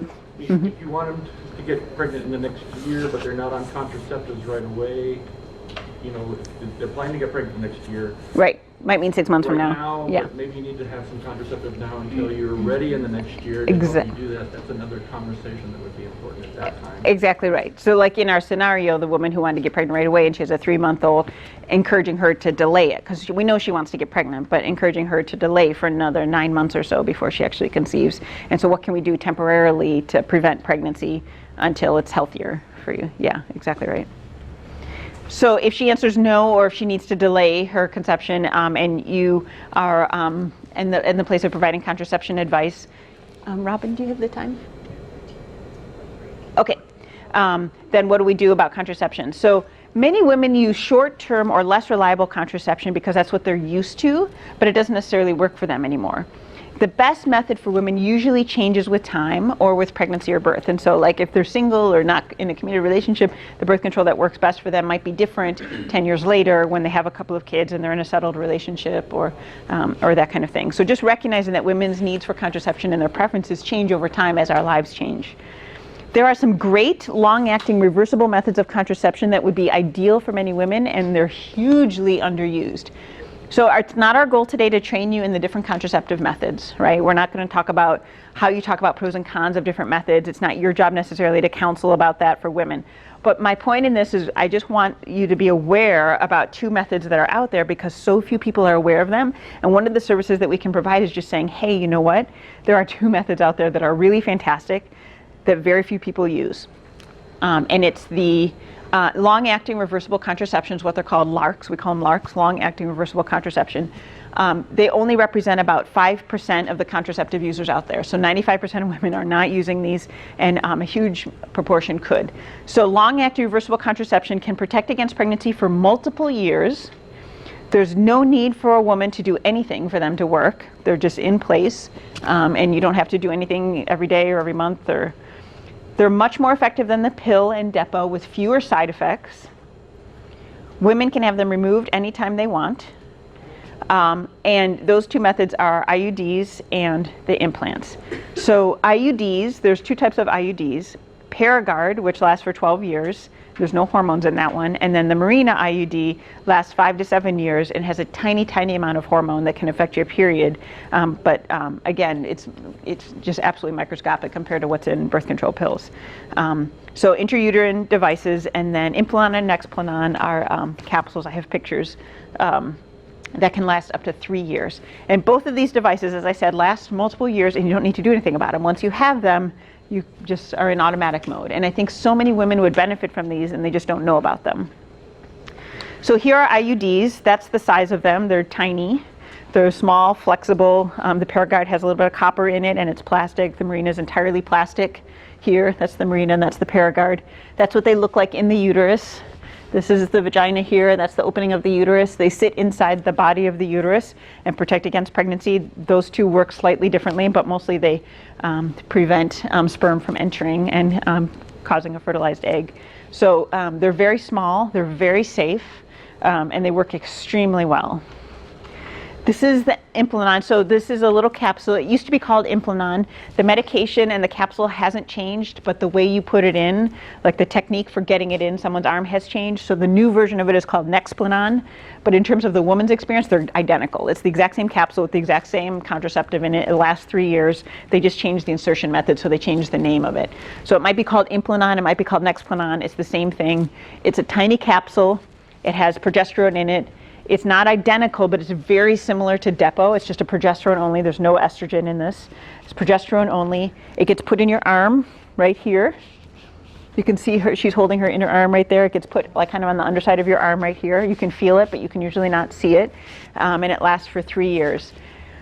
Extremely effective birth control. There was just an article that came out in one of our reproductive health news that says that IUDs and Implanon would be in this. Implanon is actually slightly more effective than IUDs. Implanon IUDs are 20 times more effective than the birth control pill at preventing pregnancy. So there are so many women that are like so connected to the pill because it's what they know and it's what they trust. They fail 20 times more than IUDs and Implanon do. So it's just an enormous difference in terms of effectiveness at preventing pregnancy. Mm-hmm. Similar to Depo? Does it have the same side effects? Because I know that Depo has had a lot of side effects. So yeah. Fewer side effects. It has similar side effects in terms of funky bleeding. That about 20% of women will have pretty funky bleeding, either heavier or lighter. And it's, you can kind of count on it affecting your bleeding pattern just like with Depo. But it doesn't have the weight gain that Depo has. So it's a pure progesterone, but it's a different progesterone than the one that's in Depo. And so it's the same concept as Depo, but the chemical is slightly different, and they haven't seen the weight gain as in Depo. So, but it does affect their period because it doesn't have any estrogen in it. The great thing about having no estrogen is it drops the side effects dramatically, and it drops the risk factors of birth control dramatically because estrogen is the hormone that tends to be responsible for a lot of that. So it's a lot safer when it's progesterone only, but it tends to kind of give you the funky bleeding patterns. Yeah. So I wanted to bring these two up because if you two know about them, say, hey, do you know, like if people are struggling, the thing with, pills, patches, rings, all that kind of stuff, you have to get it every month and you have to pay for it every month. You've got a copay and you have to remember every day or every week or every month to change it. There's a lot of work involved in that contraception, and the more we can put contraception on automatic mode, the more effective it's going to be. So if your client knows for sure that they don't want to get pregnant for a while, at least 3 years, but even maybe 5 or 7 years, encourage them, say, you know, there are long-acting forms of contraception that are completely reversible, and as soon as you decide, if you decide in the future that you want another pregnancy, any of these methods could be removed and you can get pregnant right away. And I would encourage you to think about one of those methods and talk about them with a clinician. So just the message out there that there are long-acting, reversible contraception that could better suit their needs instead of doing this every month thing that's really hard for a lot of people. Yes. Do the implants affect breastfeeding? No. No impact on breastfeeding, just like Depo. Perfectly safe when you're breastfeeding. You can put them in immediately after a pregnancy is over. So, and then we've already talked about a lot of this, but women who are in this ambiguous category, they're unsure, they're ambiguous, they're okay either way. If you ask them, would you like to become pregnant? They're like, well, I'm okay either way. I'm okay if it happens. I'm okay if it doesn't. I'm not really trying to get pregnant, but if I were to get pregnant, I'd be okay with that. There are a lot of women in that category. Then really focus on the preconception messages. And if you are sensing a little bit of feeling unsure or ambiguous on her part, asking about timing. Is now the right time? Timing seems to be the biggest issue when people are a little feeling ambiguous about pregnancy. They're not quite sure if it should be now or a little bit later. So asking about timing is really key. And then I think that kind of a good way to approach it too is, do you have the resources you need for another child? Whether that's money or time or childcare or space, or I should have put support on here. You know, what kind of support do you need to have another child? And how would having another child impact your family work plans? Would one of you have to stop work or reduce your work hours or work more? How would it impact your education plans? Are you in school now? Are you thinking about going back to school? What about your financial status? You know, how would that accommodate? So those are the kind of things that we can encourage people to think about. And then really emphasizing the use of contraception until it's clear that pregnancy is a good idea. Give yourself a little bit more time to make sure this is the right choice for you. Use something temporary, because a lot of women, when they're in this ambiguous phase, they're just like, well, I'm not sure, and it could be, and maybe not, and I really don't know, and then it happens, right? Because they're not doing anything to protect themselves, and then they get pregnant. They're like, okay, well then I'll deal with it. And I think we can be better than that. I think we can say, if there are questions, if you're unsure, if there's a couple of these pieces that you still need to work out, use something temporarily until you're sure that it's going to work out. Questions, comments, ideas on that? Have you had trouble getting Implanon approved through OHP? No. Nope, not at all. Yep, that's one of the, yeah, it's been around long enough and people are really comfortable with it. It's definitely on the list of OHP. And CCARE, does everyone know about CCARE, formerly FPEP? I imagine you all do because you're all connected. But yeah, so yeah, that's clearly one of the things that they would pay for as well. I think for me, the takeaway, bottom line message of this piece is, please let women know that there are alternatives to the pill, because there's so much misinformation and myths out there that, I mean, when I was going around the state talking with primary care clinicians, they're not up to date with this either. It depends on when they left medical school. So this is really critical information for you to, you know, get out to the woman so that she could then pursue it. Yeah, the idea is, you know, I don't want to get pregnant, but I hate being on the pill, or I don't want to get pregnant, but I hate taking all the. The idea is saying, you know what, there are so many new options out there for women with contraception. Maybe there's a better option for you. Please talk to a family planning provider and just check out what options are out there, because you might find something that really works better for you.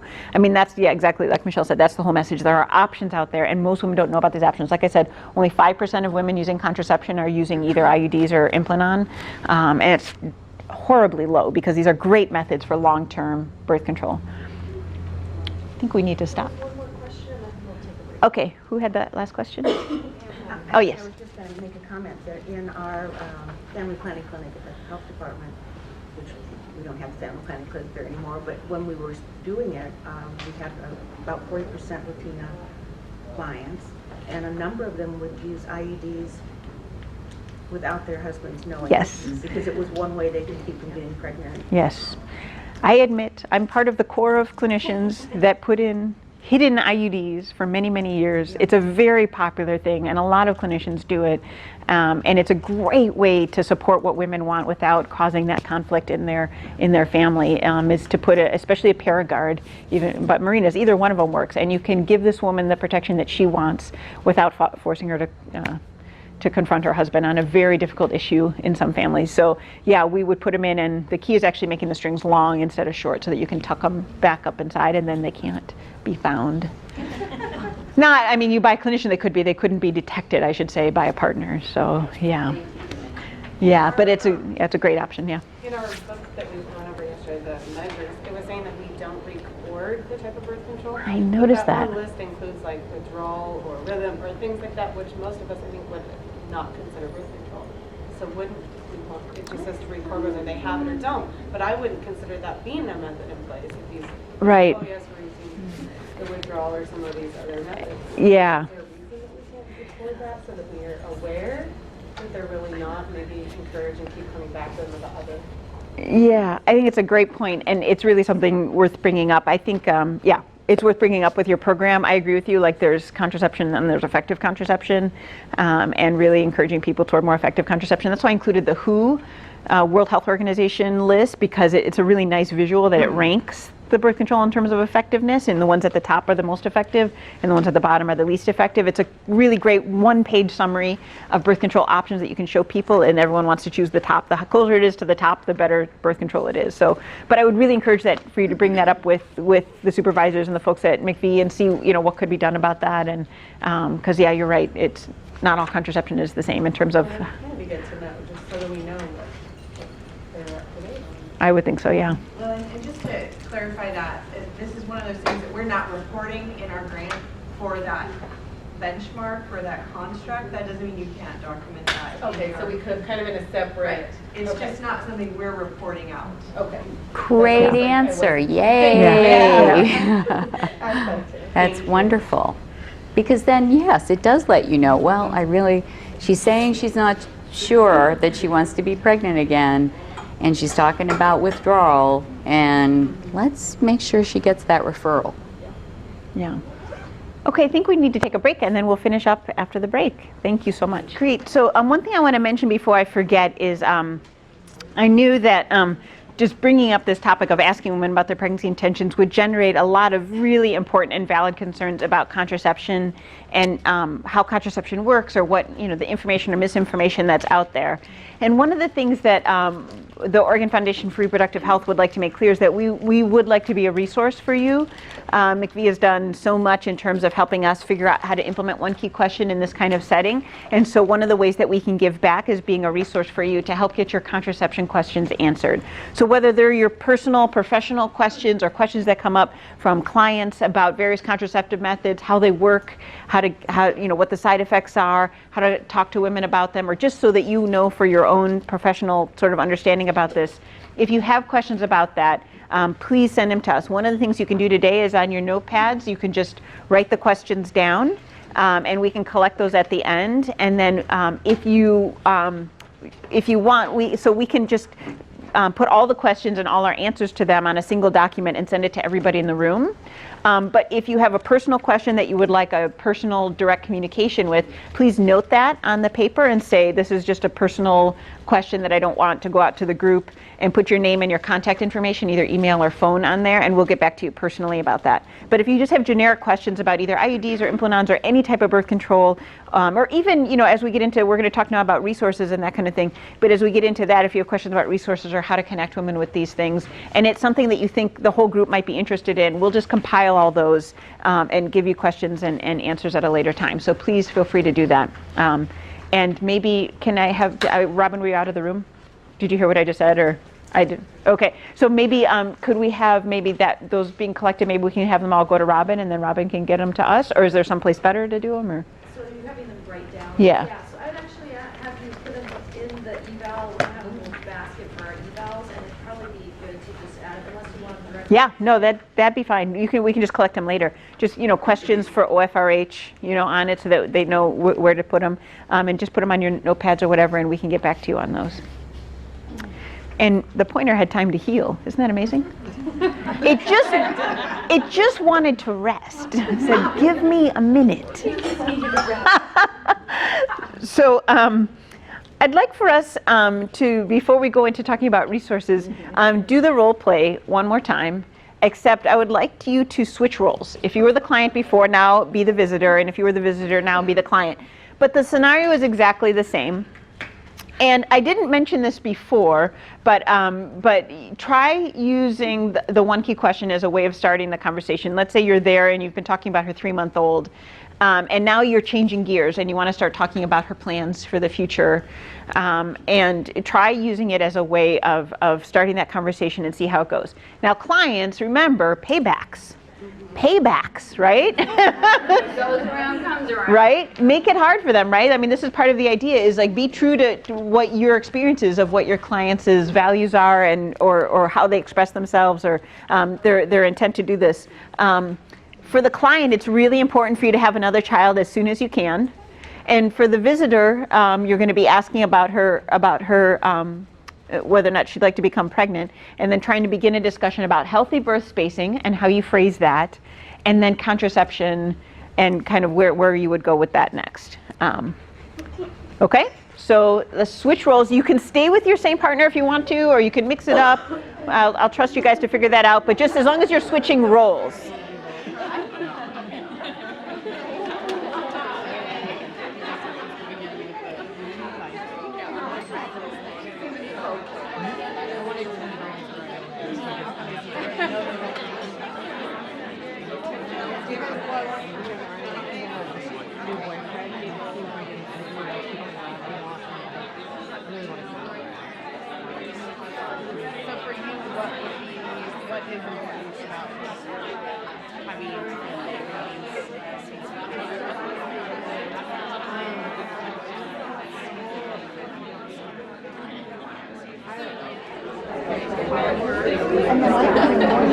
Let's come back and hear how it went for everyone.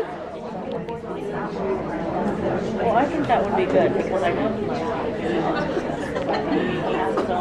Okay, who would like to start by telling us a little bit about how it went? And specifically, we're really interested in if you tried using the one key question, would you like to get pregnant next year? And then how that went and what you thought of that. And then sort of the issue that we talked about with the role play before about how supported you felt in your decisions, how much the visitor tapped in with your values and tried to really support you in what you value. So anyone want to give feedback on how that went? Let us know if you were a client or a visitor and how that went. So this time I was a client or a family member. And one thing I was struck kind of by, a lot of our families have experienced a lot of trauma themselves. Yeah. And they often don't get time to even think about these issues. Yes. So part of asking the question brings us from our limbic up into our cortex, and does that for them and really gets us thinking about it. And so when she started asking me the questions, I was kind of like, wow, and it's the motivational interviewing piece that really gets me thinking about, wow, do I really want to be pregnant? I haven't thought about those consequences. So I just wanted to throw that piece out, that it really seems like it relates to all of our other information. Yeah. As well, about how we bring people in to really think about things and bring them to us. So you noticed a difference with how it felt to be asked the question. Yes, as the client. And wow, I hadn't even thought about that. Yeah, that's really great. Anyone else want to share feedback of how that felt or how it went? How did it feel to ask it? How did it feel to be asked the question in that kind of phrasing? I guess I wondered, are there other barriers that came up for you on the client side or on the counselor side that, hadn't I guess I would share, first of all, I'm very glad I'm not a home visitor. I am too. I have to say I am too. But I did also recognize as a supervisor that I have to be able to help support my staff through this process and give them some tips and suggestions. And so we started the process, and I just was more interested in, well, how would you deal with that? Because she took it, she told me from the very beginning, I'm going to do this the way my clients respond to me, which sometimes is just saying yes or no, sometimes not even responding to me at all, and sometimes just kind of, just going off and different. And so she did that, and I'm thinking, oh my gosh, what would you do? Like, I don't. So then we stopped role playing, and I was like, okay, I need to know how you deal with this. Tell me what you do. And so she provided me some really great tips in you wait for that open door. So you might get a million no's and no's and no's, but when you get something that's not a no, to really value that and allow that to be an opportunity to get to where you're trying to go. Does that make sense? I mean, like, we were talking about some of the cultural barriers that we face with the families that we work with, and she was talking about even with the teen moms, and how do you address some of these issues that are just very foreign to the conversations that they have at home? How do you kind of navigate through that and get past the giggles and get past the awkwardness of it all? Yeah. So it was just very eye-opening. Yeah, it's a great point. And one of the things that we learned from motivational interviewing is that when you get a no back, kind of where do you go from there if they're really not being open in the conversation? And one of the things that I've learned is you kind of acknowledge their no. You say, I hear you. I understand this is not something you want to talk about today. It's not an issue. I just want you to know that this is a resource that we can provide. Like, this is something that we talk about and work on, and I think of this as part of my job. The issue is that a lot of times, and motivational interviewing came out of substance use counseling. And when you start talking to people about their substance use or about their sexual behavior, it feels very invasive to people, right? They feel like this is my private life, my very private decisions, and you're asking me these questions and I don't want to tell you the answer, right? And they're not sure why you're asking the question. They're not sure if you're trying to put them in a category or judge them or like make a decision about who they are as a person. And so sometimes if they give you the no answer, even if you're not going to have the conversation today, just putting it out there, sort of the reason why you're asking the question, it's okay, we're not going to talk about it today, but I just want to let you know the reason why I asked this is because these are resources that we talk about all the time with all our clients, and normalizing it, making it general. All of our clients kind of struggle with these issues, and everybody that I've talked to in this month has kind of had this thing, and we have resources for that. So if you're ever in a place where you do want to talk about it, please let me know, because this is stuff that we do all the time. So the more you normalize it and generalize it and just make it like this is just kind of what we do, then even if the conversation stops right there, you've planted that for them, and then maybe in the future it opens up. Yes. I played the client, and Emily wrote it, and there was a lot of conversation between the two of us, but it only took one question that she asked to really get me as a client to think about it. And I was coming from the approach that a lot of times our clients already know that what they're wanting to do is probably not the best thing, We don't give them enough credit for knowing that they know that. And I was coming from, I'm only doing it because my boyfriend really wants it. And the question that she asked me was, well, how does that work with what you want? And it really caused me to stop. And I think I didn't really have an answer for her. So I thought that was a really good question, because she brought it back to how did I feel about it. And it gave me something to think about. Very powerful, very, very powerful. And and I think this applies to all of us, but it's especially true when families are struggling with issues of poverty and chaos in their lives, that it's this idea of internal control versus external control. And what is controlling your life? What is making decisions for how your life goes? Is it things outside of you? Is it your husband or your partner or your job or your parents or your whatever? Is it circumstances? Is it your job? Is it external circumstances? Or are you being driven to your decisions by what's important to you and what you value and what you want? And a lot of times we don't have choice in that, right? We have to deal with sort of the external circumstances that place demands on us. And I'm not suggesting that we shouldn't do that, but just taking the time to just acknowledge, like, well, this isn't what I want. I'm doing it anyway because I have to, because this is what's going to be right for my family or whatever, whatever their justification is. But to acknowledge where they're in conflict with what they're being at. You know what I mean? I think that you're right. It's just a very powerful thing. And if that's the only thing that you can leave them with, is that what you want and what you value and what you see for yourself in your future is really important too, then that's really key piece of counseling. That's really well done. That's great. Yeah. I was going to say something similar in that what's so nice about that example is the home visitor had a follow-up question that was very open-ended to bring out your own, kind of where you're at, even if you haven't thought about it yet, instead of getting in that yes, no game, where that's not open-ended questions, that's not motivational interviewing. Open-ended questions are great. Like, the one key question is a closed-ended question.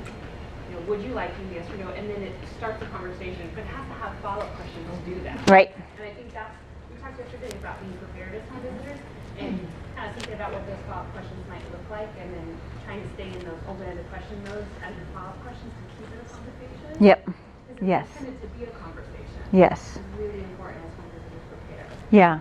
Did people find that if you did use specifically the one key question that it sort of opened the door, or was it too limiting because it was a closed question? Did it constrict the conversation in ways that you didn't feel like were helpful? You know, I think it could have, but because many of us have been trained in motivational interviewing. Yeah. It didn't, but I did think about it. I thought, yeah, this is a yes or no. What am I, yeah. if I didn't know how to pull out more, it could have been. So I think, I don't know. Yeah. I don't know. Somebody that wasn't trained in motivational interviewing, they may not know where to go with that. Yeah. Did everyone hear her? With our situation, Okay. I was asking a ton of open-ended, and the response was, I don't know. I don't know, or I don't, it's not, like, just kind of shrugging it off. So Yeah. I think it's important with motivational interviewing, we talk about those follow-up questions are so critical, but you can still have that kind of shut down wall over and over even with an open-ended question. So just be a little bit aware of that, because that's exactly what happened. Because I was like, no, I have to ask open-ended questions, and I was thinking, but it was that. Yeah. It's really, or just staring at you. What do you do when your client just stares at you? Right. Yeah. And yes, sorry. Oh, sorry.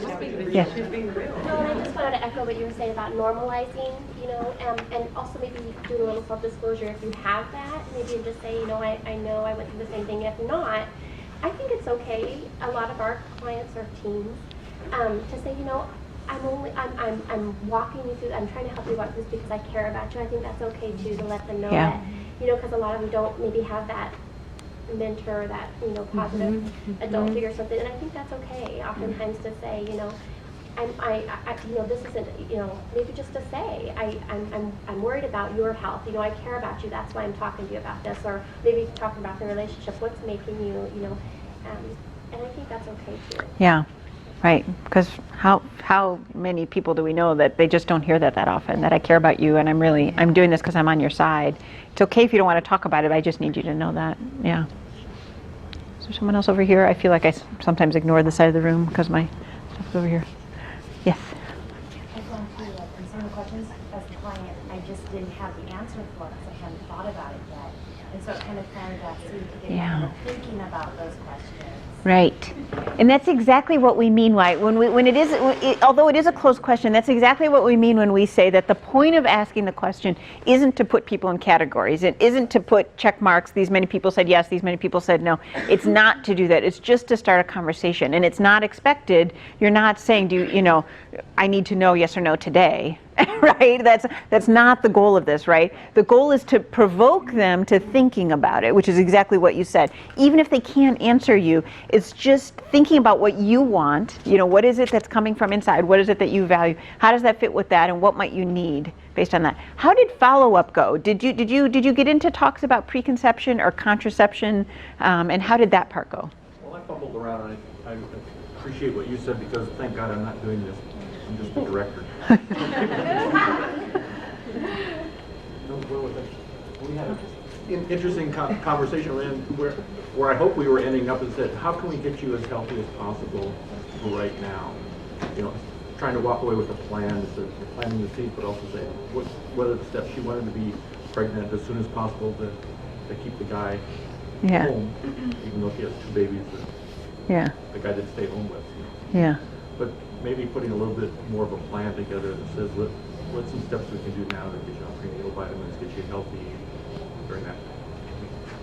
Something to move forward with. Yeah. What do you need most from me right now? Is a really great question when you're stuck. And sometimes it might just say, I just need to stop talking to you right now. You know what I mean? Like I just need to, I've got so much on my plate right now. I've got so much that I'm dealing with. I just need to not have this conversation right now. But just ask them, what do you need most from me right now? Sometimes this is a way to kind of break through a really closed, door. And it's just like, it might soften them a little bit, because it also conveys to them that you really just want to be there to support them in whatever they need. And you're just curious about what that is. So, yeah. Anyone else about follow-up specifically? Yeah. I know, like with her, she did a lot of, I think the same thing she was saying. When I asked the questions, a lot of it was, I don't know, or I hadn't thought about that, or was thinking. So then when we got sent in, I think I said, well, in the meantime, since you are still thinking about it and you aren't sure, you haven't talked to him about it, what are you using now? And, I think she had said she's breastfeeding, and then that there are other more reliable methods out there that you can talk to your physician about. So we just kind of went into that. So it wasn't, we didn't end the conversation about whether she would or wouldn't. Yes. But it led her to realize she had a lot of questions and she wasn't sure.